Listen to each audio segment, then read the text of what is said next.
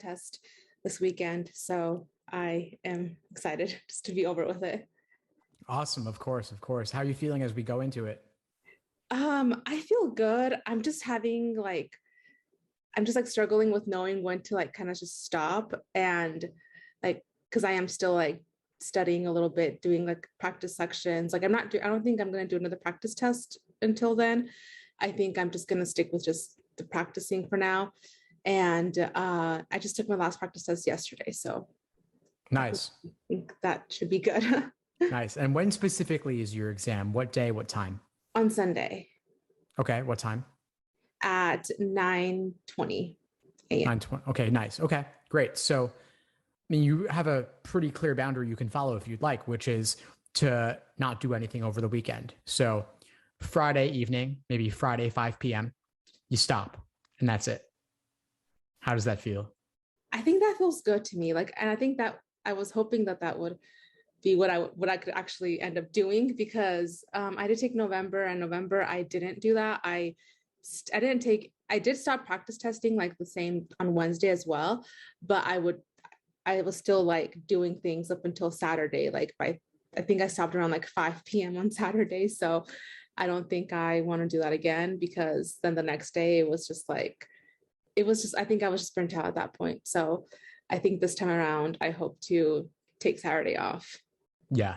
And the burnout's what we want to avoid. We want you to go in feeling fresh and raring to go, ready to kill it. And so just know that you're bringing into test day on Sunday all the work you've done over this period, all the work you've done up to this point. At this point, it's not about learning anything new. It's not about memorizing anything. It's about being familiar with the patterns of the LSAT, which at this point you are. And it's okay to stay fresh on it by doing a little bit more today, a little bit more tomorrow, but that's it. Let tomorrow be the last time you touch it until test day. Yeah, I think that's what I'm gonna do at this point. Like, I think everyone just telling me the same thing, to like not do anything on Saturday. So I think that's kind of what I'm gonna go with for now. But I guess one thing I was like, even though I said I don't want to do another practice test, like part of me was kind of like thinking maybe I would do one like today. But do you think that's a good idea? Or maybe not. It sounds to me like, just from the energy I'm getting from you, that you don't really need it. Like, I feel like you want to do it, but you don't really need to. And I want you to go in feeling fresh. Let's say that you're so overexcited that your score drops a little bit just because you're overthinking things or something. You wouldn't want to go in feeling discouraged by that result. So if you're feeling good about your progress up to this point and your practice tests that you've done recently, I would just leave it there. Okay. That I will do that. Do you have any tips on like what to do between like today and like tomorrow? Just the ways that I should be practicing, because like what I've been doing is I've just been doing the workshop live classes like the past like over a month now. I've been doing like the weekly live classes with LSAT Unplugged, and those have been really helpful. And so like I probably will go to the logical reasoning one tonight. And but other than that, like I don't know like there's anything else I should be doing. Maybe do another section, maybe drill some tough questions, maybe review any of your notes. Anything you're not totally clear on, get those questions resolved, bring them to the study group tonight as well. But that's really all you need to do. There's nothing more to learn really at this point. It's just about refining. Yeah, that's true. And do you have any like last minute reading comprehension tips? I think ever since my LSAT journey started, like I think reading comp and LG were like my worst sections at the beginning. LG turns out to be my best section. Like logic games is the best section now, and LR is pretty good at this point. I'm doing like -4 LR and LR section. Like that's like my average so far. So I feel okay with that. But with RC, I think it really is like it just depends on the test. Like I have like I think more recently, like my worst score was maybe like a -8, but my best one was like a -3. So it's like what I've been doing is I have tried not to take notes because I'm trying to move away from that just so that I have more time. And I do highlighting, like I just highlight like the author's like tone and like the structure, like anything structural changes in reading comp. But that's all I really do now. And so like I wonder like if there's any other tips that I could like implement maybe. Well, sure, there are things I could suggest, but I'm hesitant to recommend that you change anything just a couple of days before the exam because there can be an adjustment period sometimes. So if you were looking ahead towards a potential retake or something, I could give you some advice then. But if January is the last one that you're looking at, I don't want to suggest that you adopt anything new. Instead, I'm just going to say that if reading comp's an area that you really want to focus on, that maybe you do some of your review over the next day or two on reading comp specifically. Okay, so just maybe, yeah, I think that was what one thing I wanted to do was I don't think I'm gonna do any more logic games like I've been doing a lot recently. And so I don't think I want to keep doing that. But my goal was to at least get like 2 more like RC sections in like just like in timed conditions and then hope and see how that goes. Yeah, sure. Do a couple of RC sections, review them in depth, make sure that you understand them fully, devote your time to that, and make that the only thing on your to-do list between today and tomorrow, other than attending the LR class tonight if you want to. Okay, I will do. Okay, I'll do that because I did go to the workshops with rating comp as well, but I think it really is like a section where like each person is very different. I think with LR and LG, like maybe sometimes people will use like similar techniques for those 2 sections, but when it comes to RC, I've noticed that it's very different for people. Like some people will take notes, some people will summarize, some will highlight, some won't do anything. So it's like really hard to like understand what works. I mean, I guess at this point I should know that that's kind of what works for me, but it's just highlighting and just actually reading the passage before and not skimming it. So that's kind of what that's where I'm at this point with reading comp. No, you're exactly right. I agree with you 100%. I mean, if you were starting from scratch and had the LSAT 3 months from now, I could give you a lot of ideas regarding how to approach it. But then it's on you to go test them out and see what works, what doesn't, what feels right. You've already done that. Mm-hmm. You have your approach. It's a question of maybe refining it slightly in terms of how you apply it, but you have your approach. And so now I think I would focus more on applying that approach and then reviewing any mistakes that come up and any misunderstandings that you encounter. That's pretty much it. Okay, thank you. I think like, I don't know if you've worked, I mean, I'm sure you have worked with people who like in which like language is not, I mean, English is not their first language or their native language.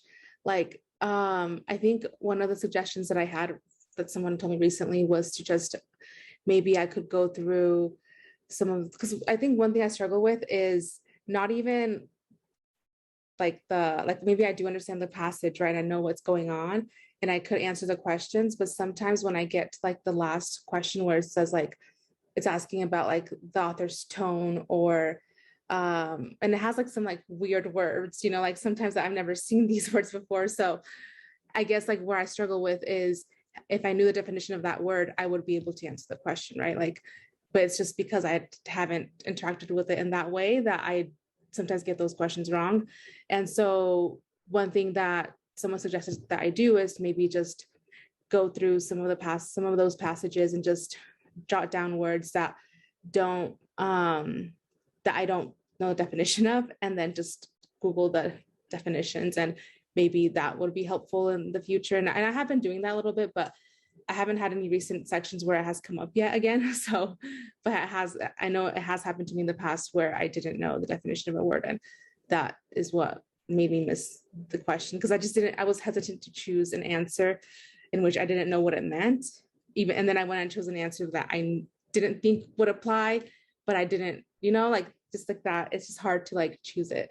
Yeah, sure. Well, one thing I'll say is that yes, you could go back through passages where you've encountered this issue and look up those specific words.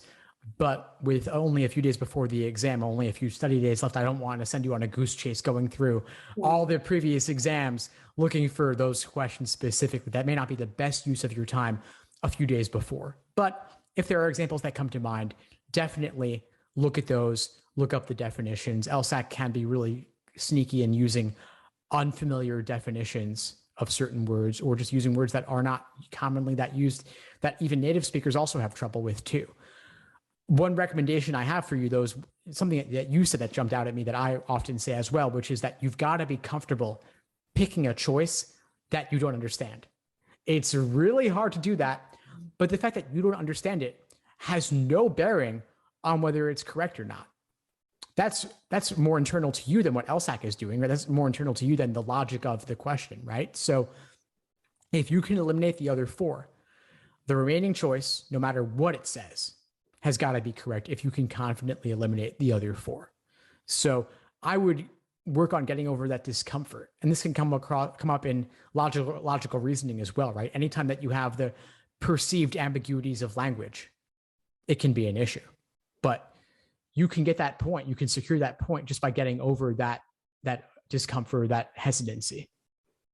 Okay. Yeah, I think that's one thing I need to do. And I've done it a couple of times and it did work, but I just, when it comes to the real thing, like after taking in November, like it's just doing it during a practice test is so much easier than doing it on the official test, because practice test, like, I mean, it's not going to affect me, right? But official tests, you just never know. So I think it makes it a lot harder to be able to do it in that moment. But that's one thing I'll definitely try to do, because I'm trying to remember if I did that, but I don't think I did.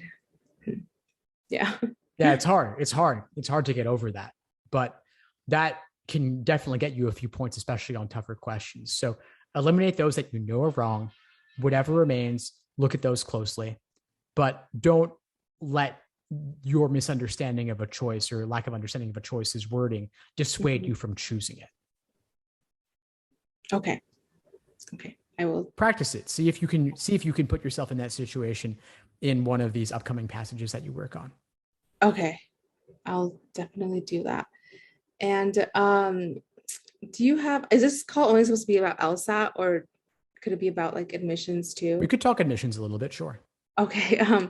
So I am planning, so I have submitted like a few applications already so far, but I think one of the schools is holding my application because I'm taking the January LSAT.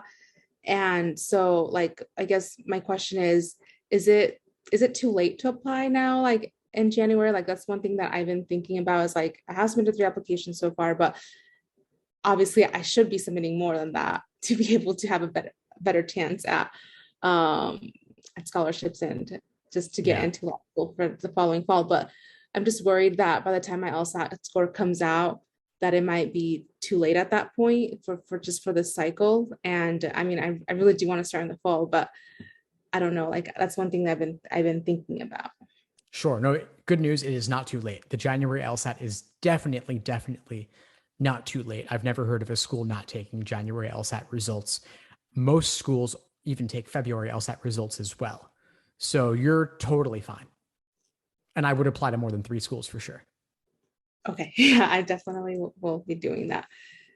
Okay. Thank you. I think I just need to like start doing that after the LSAT. I haven't been able to do much because I mean, my personal statement is ready and my resume is ready and diversity statement as well, but I'm sure I'm gonna have like some supplemental essays that I'll need to write after the LSAT is over. Yeah. Well, give yourself a well-earned break for at least a couple days post LSAT. And then you've got a few weeks to work on all of those essays. Okay. Will do. Thank you. Awesome. What else? Any other questions? Anything else on your mind? Trying to think like if I had any other questions. I think that's I don't think I have any other like super pressing questions. Yeah, my main questions were like just like the last minute tips for like LSAT and just like the timeline for admissions as well. And does LSAT Unplugged do editing? Like do you all do definitely. I can send you some information on it. Okay. I might need some editing for some other essays, but yeah, those are my main concerns right now, was just those 2 things. Great, Will. It was great to meet with you. If you have any questions or need anything at all, just reach out. I'm here for you.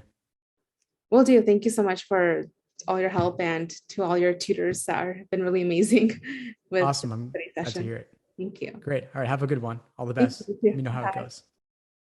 Thanks for tuning into the show. Please subscribe if you haven't done so already to be notified of new episodes as I release them. And feel free to reach out if you need anything at all as you move forward with your prep. I'm happy to help however I can. In the meantime, I'll wish you all the best and take care.